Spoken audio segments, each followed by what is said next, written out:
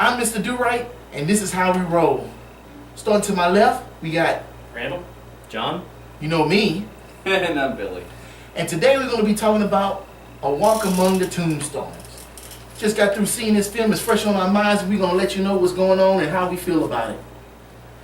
So, wait, hold on, because I'm right after that, then we'll do the intro, and then we're going to come back to it. Okay. So, we started on our left, introducing each other. We started on our left, introducing each other. We're going to start on the right and start with our comments. So, Billy, what you think about this film? It kind of felt like it was a little bit like 9mm with Nicolas Cage. There was all these smut films and everything, underground smut films going on. Snuff. Snuff? yeah, Snuff film. It's not Snuff? I thought it was snuff. Snuff. Okay. I thought snuff was like a tobacco or something. It is a It tobacco. is. It's also like you killed the girl in the movie. Oh, double meaning. Anyway, I was okay about the movie. I was okay. I was okay with it. I was okay. Don't really have too many comments about it so much as there's some really cool scenes in it. A lot of people died, but that's a given. I mean, it's a smut film. Smut? Snuff. Snuff? Snuff. There Snuff you go. film. Which movie are you talking about right now? Oh, dude, I was talking about Walking on Tombstones. Oh, you weren't? Because Yeah. there wasn't that many people that After died. that last scene, It really, truthfully, well, I'm not going to say, but you can count them basically on two hands. One in one room, one in the other. You look at the last Expendable movie, that's nothing. I'm sorry, go I was ahead. gonna say there's the victims that died. There's the two perpetrators and that husband. So Okay, that's so about there's six. not a lot of death. People died in the side story too. It's just brutal. No, True. but it wasn't. Yeah, and the Wasn't- three shot in the street and the girl he accidentally killed. Are you done with it? I'm good. You can always come back. I'll Yeah, come back. we're I'll have some. It definitely didn't have the body count of Taken. No. That's the scene what everybody was looking for. Yeah, it's not Taken. But now that he brings that up, I'll give you my little comment. I like the film. I like the film a lot. I like that they had a heavy-hitting actor in there as the lead.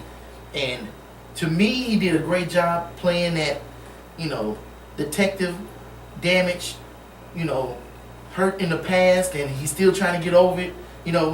He was doing the 12 steps, not just because he was drinking, but help him get over what happened. Because, something tragic like that happens to you, it's hard to get past that, So I saw that parallel in the film. I love the cinematography. I'm not even going to get into that, but more the setup for those scenes was really good. There was a scene where he was talking to the guy that hired him, and they were standing in front of that mirror. And so you have that reflection behind them. Normally, they don't shoot directly into a mirror because they don't want you to see the camera. So you got to have some good production to be able to do something like that. And I saw that, so that brought me further into the film. And I like that detective. I like that old school Sam Spade. That's right, Sam Spade. I love that type of film.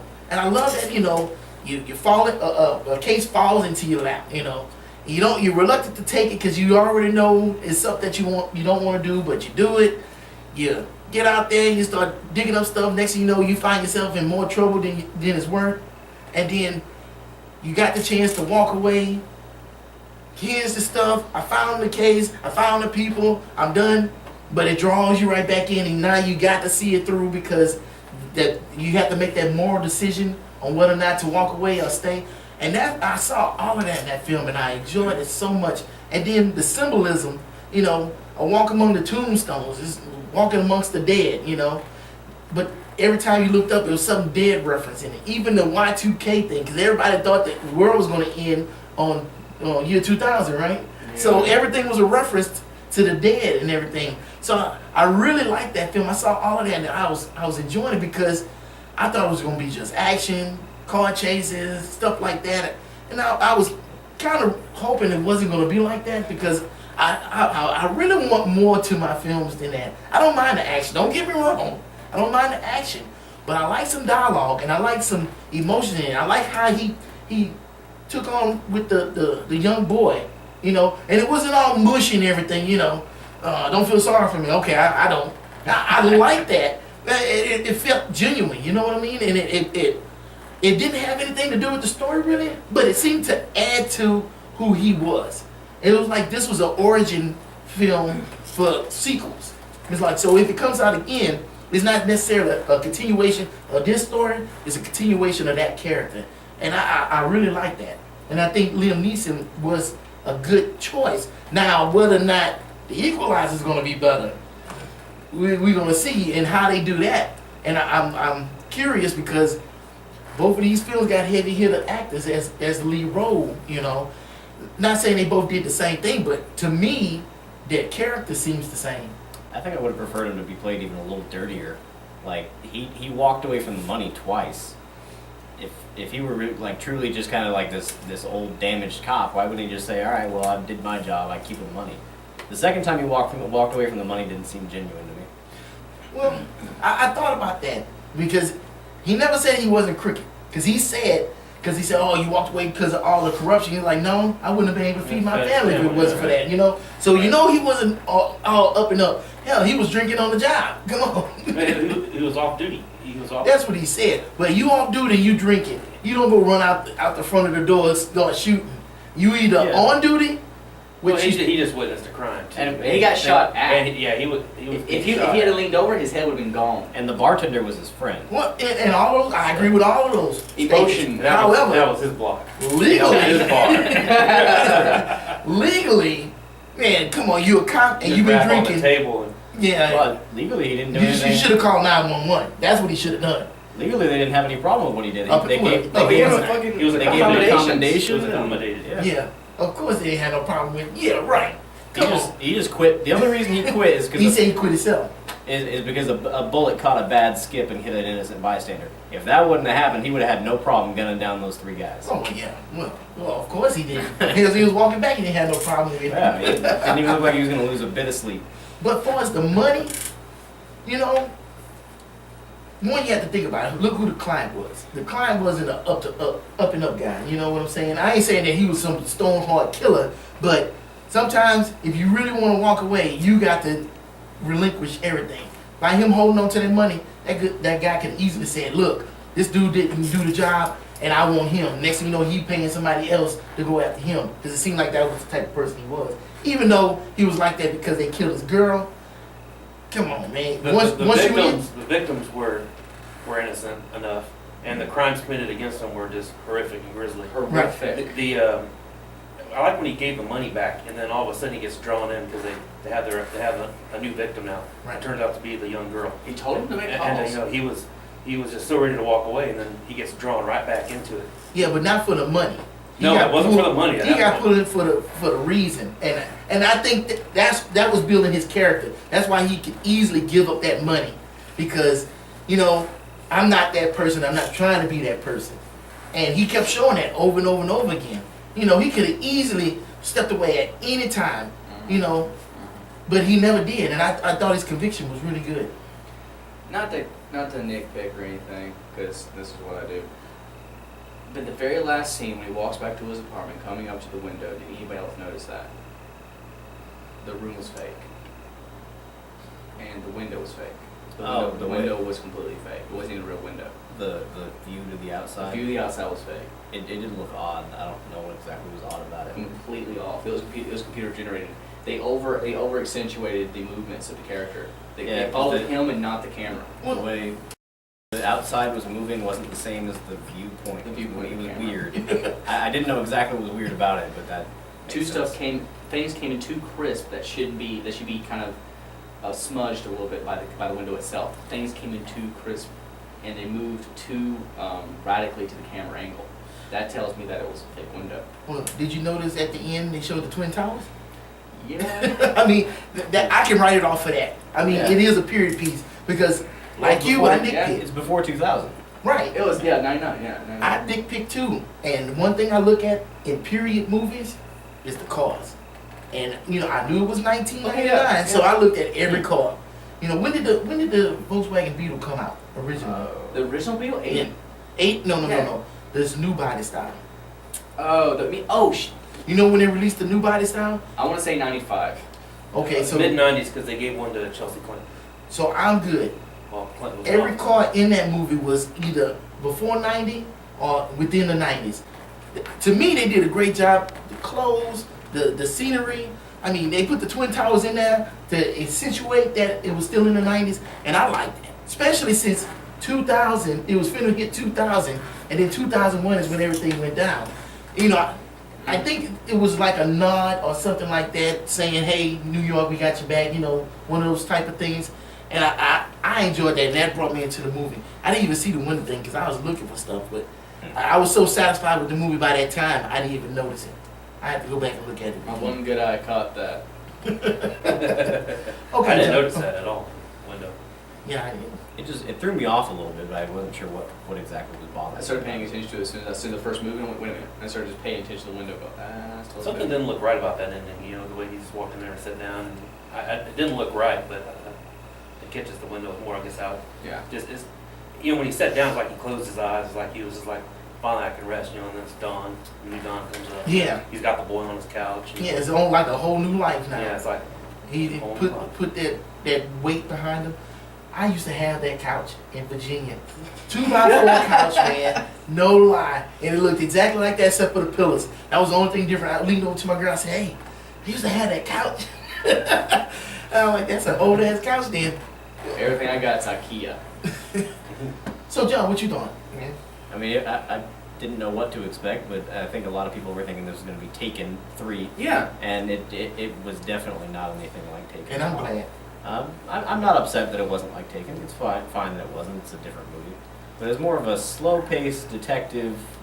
You see him like beating the streets and getting down and interviewing people and stuff like that. So it was definitely slower paced than I was expecting. Nothing bad to say, really. I was kind of bored. You can predict what's going to happen next. You're like, I was right. I hear you on that. I mean, it was slow paced. I give you that. But you know what? I think the guy that was editing together the trailer said, "Man, if I make this that make it look like Taken, then I can get more people to the movie theater." And I think that's what they did because everybody had to say, "Oh, this is going to be Taken 4. This is going to be Taken 4." But you got Taken because that's not what it was. You're in there, you're like, huh. And maybe we just thought that because Liam Neeson's typecast into. He is. That's all you have to say is Liam Neeson. Shit, it's gonna be like that. Take it, let's do it. But you know what's funny? What was the airplane movie he was in? Nonstop? Red Yeah. Eye. No, it was not. Red Eye was somebody told me. That was a horrible movie. Non-stop. by the way. Non-stop. Because that ended up being Taken in the air, right? Well, see, I think Why did you go with that? taken in up, outer though. space. Like, almost anything that he's in is going to be like, oh, yeah, that's Taken. Good thing nobody's saying, oh, that's Phantom Menace. But Is this a comedy? It's good to see him trying to break out of that mold a little bit. That's nice. It's a slow break, though. I think he's happy just to be in the mode right now because he's getting a lot of work. True. His name is out there a lot. And it's funny, Paycheck. yesterday I watched Crawl. How you say it? Crawl? K-R-U-L-L? Krull. Crawl. Did you know he was in that movie? Oh my God, was he? Yes. And the only reason I know is I seen his name in the opening credits. I'm like, oh, he's in the movie. So now the whole time I'm looking to see where he's at in this movie, and I finally find him. I'm like, wow, that is Liam Neeson. You know And he what looks that- exactly the same. You get a little dagger, that five-bladed dagger thing. I want that.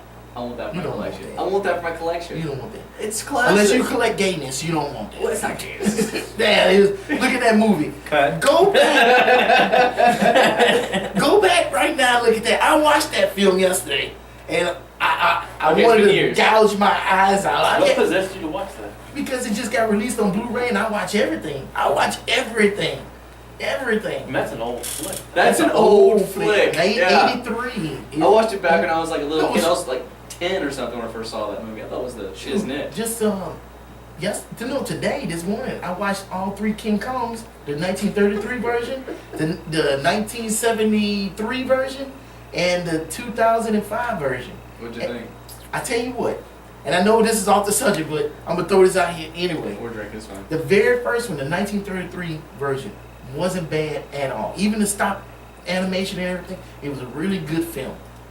Then the 73 version came out, and it had Chris Christopherson in it, and they had the oil company and everything. They changed it up, and it really wasn't that entertaining. Even the monkey didn't. He didn't have. It was a guy in a monkey suit and a mechanical arm, right? They don't. That's the one they based Universal Studios ride on, right? The ride in Universal Studios, that's the one they based it on? I think it was built before the third one, so. I ever did that. That was actually pretty scary. Okay, I don't know that. You got me on that one. But that film just seems so wishy-washy. It's like, let's do King Kong, but let's don't do anything that's familiar to King Kong. You know, you got a gorilla just walking around on two legs all the time. You know, and it was just, I was like, I just wanted to hit myself in the face. So that was over with. And so finally went to the 2005 version, Peter Jackson. And I never seen the 1933 version until today. When I watched that Peter Jackson one, I had that much more respect for it because he stayed true to the original material, paid homage to the first film and the second film, And made it to a gorilla. and made it an actual silverback gorilla. Yep. The gorilla had emotions, and you know the gorilla was an actor, not just somebody in the film. And it was so refreshing, and they had lines, and he recreated scenes from the original movie, and he even had a lines like he was looking for an actress, and he was like the chick that played in the 1933 one, Faye or something, I can't remember her name. He even asked about her if she was available to do the film, and it was like, oh wow, he's really going all out. And then that scene when King Kong is fighting that T-Rex and everything, right? And they pan out. That's a long ass fight. Well, no, that one wasn't long. All the T-Rexes. I'm talking about that last scene right at the end of that sequence, and they pan out, and you got the widescreen. That's back when widescreen was, really popular. And they pan out, and you got the T-Rex on one side, you got King Kong on the other, and you got the lady in the middle, and it's like, who's gonna win and stuff. And in my mind, all I see is versus. Fight. You know what I'm saying? And I'm like, and I swear they took that straight out of a video game, and it's like, that's awesome. But what was awesome is that whole sequence is almost frame for frame as the original 1933 movie. Even the end, when he opens his mouth and breaks it, and he pulls it back, and he throws it down, and he goes and he hits it and makes sure he's dead. All that shit was in the original film. And I was like, this is some great stuff. And I would have never known if I would have never went back. I guess I need to watch the 33 one, because I thought the Jack Black film was kind of, that's the only thing I noticed about the film. Who was Jack Black? And even him, he did a great job. I mean, I thought he was going to be a joke. yeah, and he wasn't. It was like, wow. It's almost like, what is his name that played in the Truman Show? Jim Carrey. Jim Carrey. You see him, you're like, oh, this is going to be some comedy, it's going to be funny. Then he turns out to be a damn strong actor. Yeah, then you see Spotless Mind, was the movie? Yeah. Yeah, That one. Yeah. The movie was so deep. Or Robin Williams, he's always funny and stuff, but then you see him in World According to Golf, and now he's serious and everything. You're like, wow, where did this come from? It seems like comedians are the best serious actors, and serious actors are good serious actors. Anyway, and we are so far off the topic, it's retarded. So Randall, what did you think about this film? I enjoyed the movie. It felt like Taken New York to me. Just obviously it wasn't his family, but he was running around solving crime. It was a little slow. I liked how they left. They didn't really show a whole lot. Like they let you envision it, what was happening. That they alluded to what they were doing to their victims, and it was pretty disturbing. I enjoyed the film. I'm not going to be spending any money on it. That's for sure. Don't have to see it again. Glad I went. Not mad. It was an enjoyable evening. I don't think if they had shown the gory stuff, I don't think it would have added anything to the film. I don't think it would have added, and I think letting you build it in your own head is probably even better in this Sometimes case. that's the best way to do Absolutely. it, instead of having all the stuff, the flash scares and all this other stuff. The way they did it, those dudes were as creepy as anybody else in the film, What really stood out to me was when two things. One, when they're in their van and they're at the house at the last drug dealer, and he's spraying, he's scoping out, and he sees that the wife is handicapped, and they come back, and he's like, we're done, and they pull away. As they pull away, then the daughter's walking the dog across the street, and they just stop and they just really focus on her, and that was really disturbing. And then when they come into the house, after they take the girl and they're talking to the wife, he leans over and he's basically giving her eye drops, and he's whispering to her basically, you don't know how lucky you are, and that was disturbing and sick. Yeah. These were a couple of gentlemen that. Gentlemen. You say that loosely. Yeah, a couple of guys that got what they had coming. Yes. You know, I like how in the end how one turned on the other, and you know how Liam Neeson's character was able to walk away. You know, he was right in what he was saying, but how you could be that involved in it and then just walk away from it. And he did. He ultimately came back. You know, which felt very Pulp Fiction to me. You know, like at the end, you know, when Ving Rhames was in the house and Bruce Willis' character's running away. It kind of felt how it left. You know, you had the two guys in the house, and you know, his character was leaving, and then he decided to go back, and ultimately he made the right decision. Yeah, he did. That coming back was actually the best decision he can ever make. I liked how to be cool. when the bad guy was trying to, you know, he was trying to talk, and you know, and he just shut him down. You know, that's exactly. Yeah. We ain't got nothing to talk about. It's your turn to talk. All you know? I wanted to do. Listen, nobody gives a damn what you wanted to do. Yeah, it was just perfect the way that he did it like that. I thought, you know, he was trying to spit something out, and it just didn't happen. Yeah.